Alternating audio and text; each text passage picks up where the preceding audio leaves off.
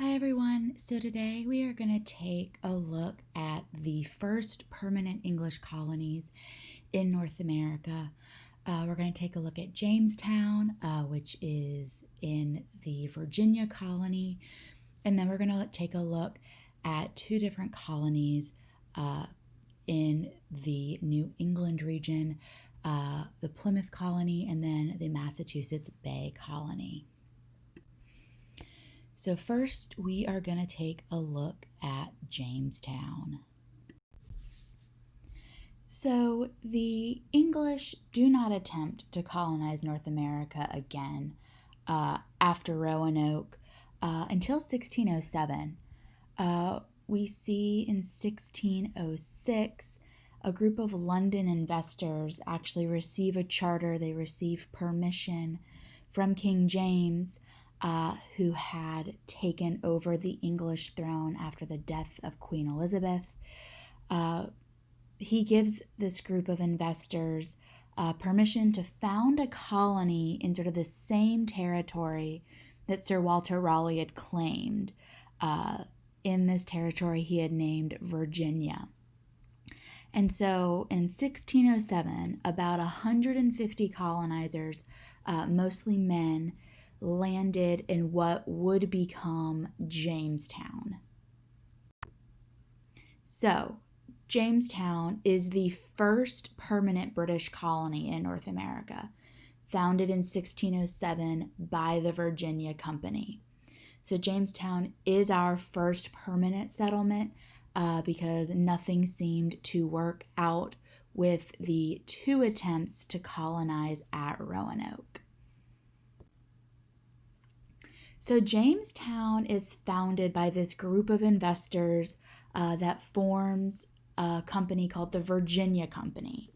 And the Virginia Company is what we call a joint stock company, meaning people sort of gave this Virginia Company money.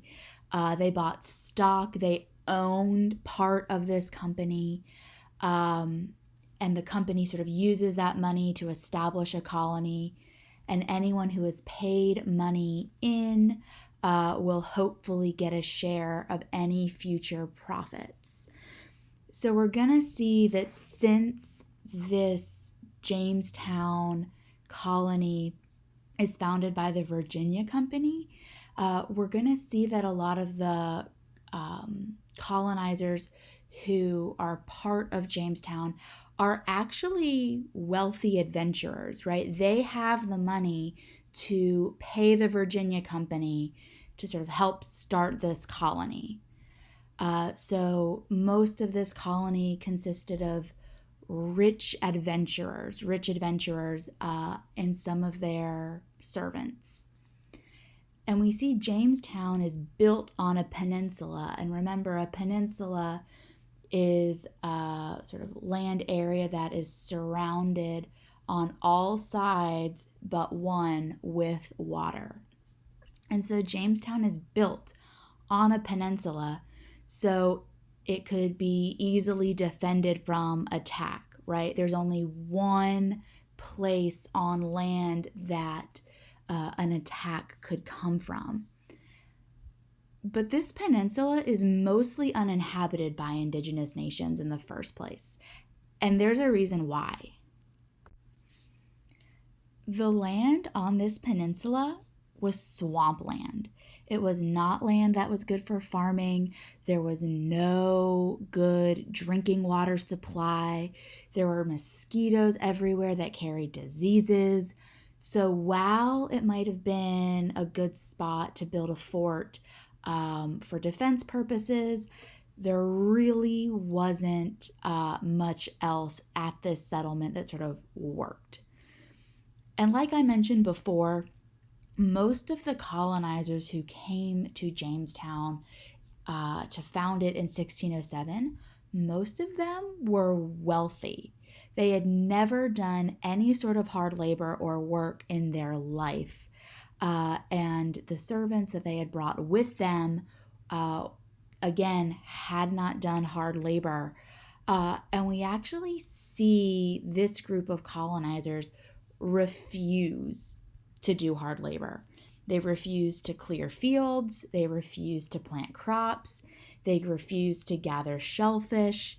And so they just sort of expected to go to Jamestown, find a whole bunch of gold, and that was it. These colonizers were far more interested in finding gold than doing anything to help build a permanent settlement. And this leads to a drastic food shortage. And of that 150 that land in Jamestown in 1607, by the spring of 1608, only 38 are left. There is a drastic famine. And this is something that Jamestown is going to struggle with for years. This struggle to maintain a large food supply to support itself.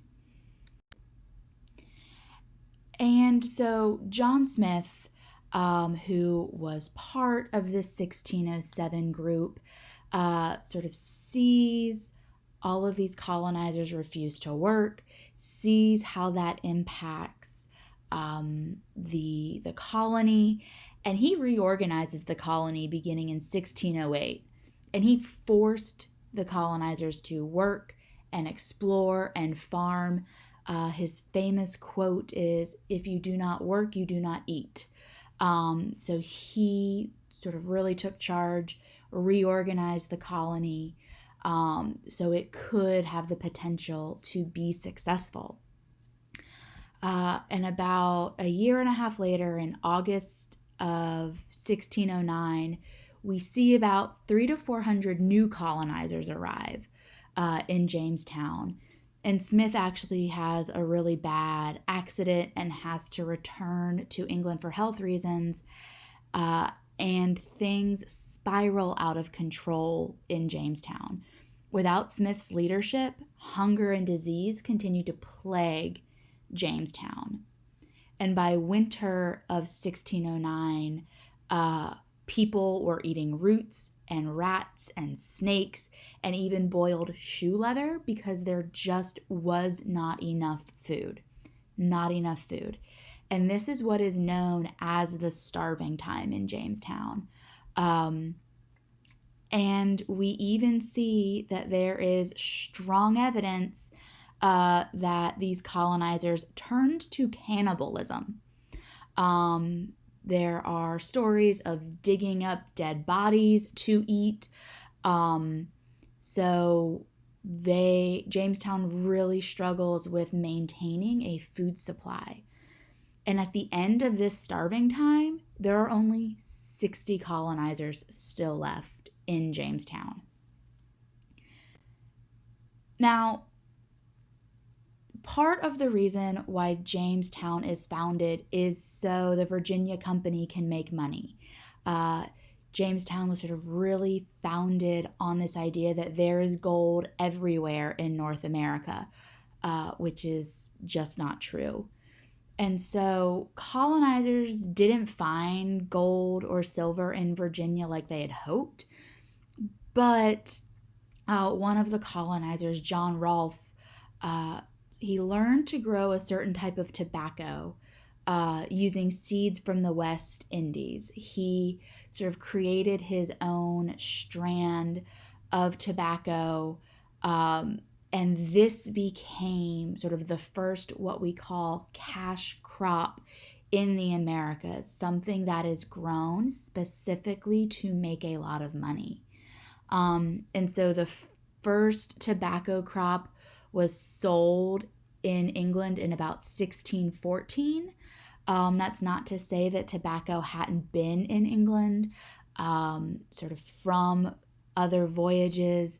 Remember in Roanoke, the Lane colony brought back some tobacco, but John Rolfe sort of really figured out how to grow this crop in a way that made it even more profitable. And so tobacco becomes the cash crop for Virginia. And by the late 1620s, colonists exported more than 1.5 million pounds to England each year. But the thing about tobacco is it requires labor. It is not a plant that you can plant and it will grow and you don't have to tend to it. There is a lot of labor involved in tobacco. And again, the folks who settle at Jamestown were mostly wealthy, not used to doing any sort of work. And this is where we start to see forced labor practices sort of widespread in the North American colonies. We first see the introduction of indentured servants, and eventually we will see the introduction on a wide scale of enslaved individuals where cash crops are concerned. So now we're going to turn our attention from Jamestown to the Plymouth and Massachusetts Bay colonies. So the second and third colonies we see for the British in North America. So both of the colonies in New England, both Plymouth and Massachusetts Bay, are founded for religious reasons. They are founded for religious reasons. And we see that there is a lot of religious upheaval. There's a lot of religious sort of uncertainty in England, which leads to groups trying to find a way to practice their faith without interference. So a little bit of background on Protestant England. So England had become a Protestant country in 1534. We see England is sort of the first country to really break away from Catholicism and the Pope for a variety of reasons. But England becomes Protestant and they form what we call the Anglican Church. The Anglican Church. Now, even though that Anglican Church was free of Catholic control, there were some people who sort of felt like it was still a little too close to Catholicism. People felt that some of the rituals, some of the traditions that were practiced in the Anglican Church were still just sort of too Catholic. And this group of people were the Puritans. They wanted to change the Anglican Church. They wanted to remove some of those Catholic rituals. They didn't want to break away and sort of start their new religion. Puritans wanted to reform the Anglican Church.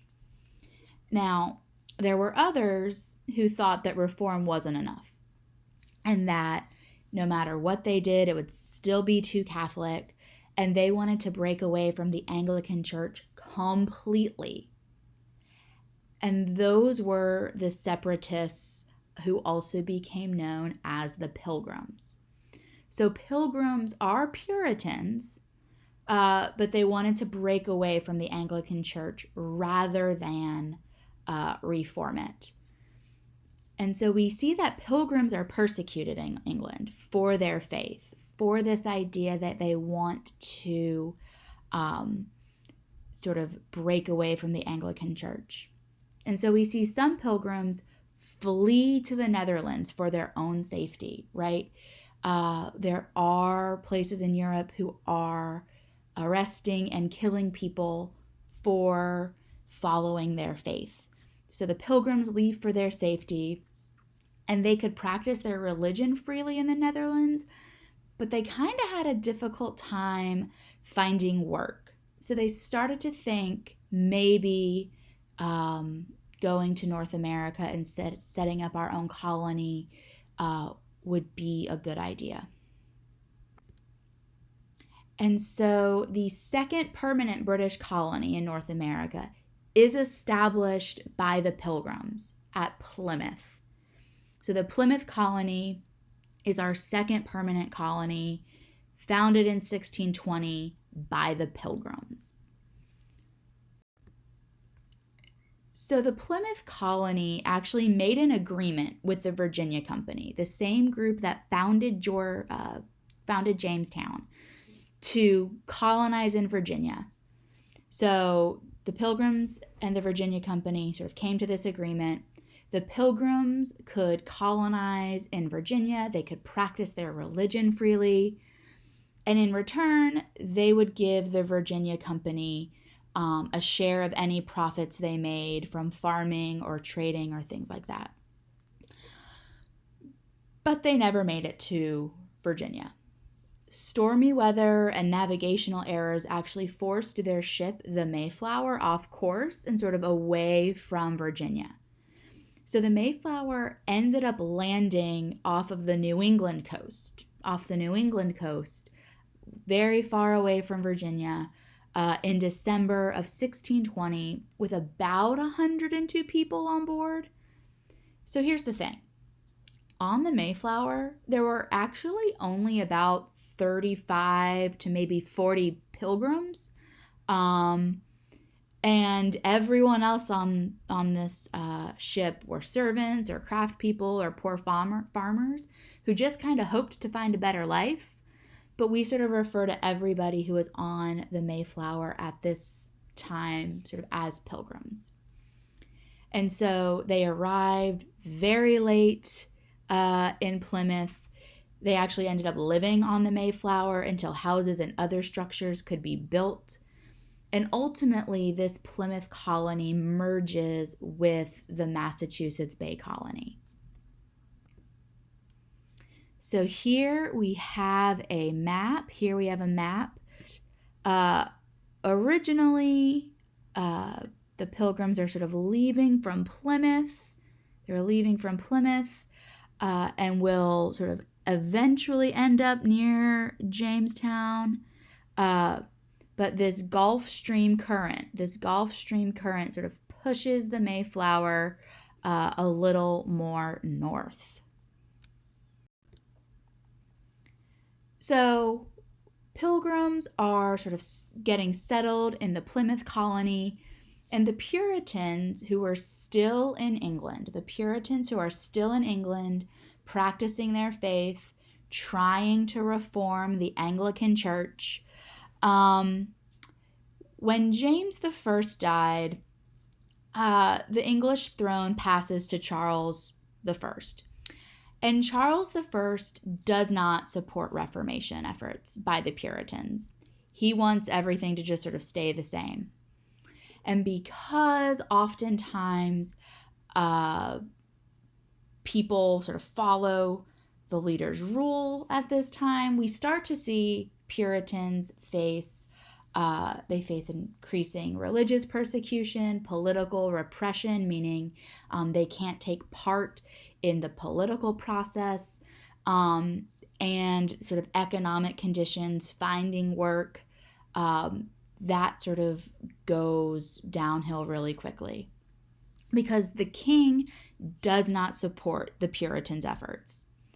And so John Winthrop, who we see here on this slide, he actually is able to obtain a royal charter. He actually gets permission from the crown to start a colony in the Americas. So Puritans could go to the Americas and safely practice their faith. And so we see that the Massachusetts Bay Colony is going to be established a little bit north of Plymouth. So it's close by, but still sort of far away. And John Winthrop and the Massachusetts Bay Company specifically wanted to build a society based on specific Puritan religious beliefs.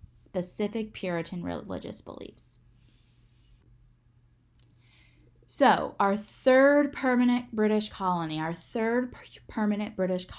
is Massachusetts Bay. And that is founded in 1629 by the Puritans. So we have 3 permanent colonies in the Americas by 1629, 2 that are founded for religious reasons in what we now think of as New England, and 1 founded for economic reasons in the southeast region. Here we have a map of the Massachusetts Bay Colony and the Plymouth Colony, so you can sort of see how close they are together. And again, that Plymouth Colony will eventually become part of Massachusetts Bay. So, a big difference with the Massachusetts Bay Colony than the Jamestown Colony is who settled it. So Jamestown was founded with a lot of single men, not a lot of families, but the Massachusetts Bay Colony was colonized with families. It was intentionally built to be a Puritan society, and Puritans valued family. And this Massachusetts Bay Colony is incredibly successful from the very beginning. It did not have those food supply problems that Jamestown had. And we see within the first year, 17 ships arrived with about 1,000 people, Puritan and non-Puritan alike. It's really important to remember that even non-Puritans came to Massachusetts Bay to settle, even though this was a society that was built for practicing Puritans. And it's important to note that Winthrop, his vision for the colony did not stem from a belief in social equality or political democracy. They were truly founding a colony that upheld the strict Puritan beliefs that were these beliefs that were sort of taken from the Bible. And we see that even though Puritans established this colony so they could practice their religion freely, they did not extend that to anybody else. There was little religious toleration in Massachusetts Bay. People were criticized, persecuted, and even executed if you did not follow Puritan beliefs. If you practiced any other faith rather than Puritan Christianity, you ran the risk of being persecuted or even executed. And so that lack of religious toleration actually led to the formation of other colonies.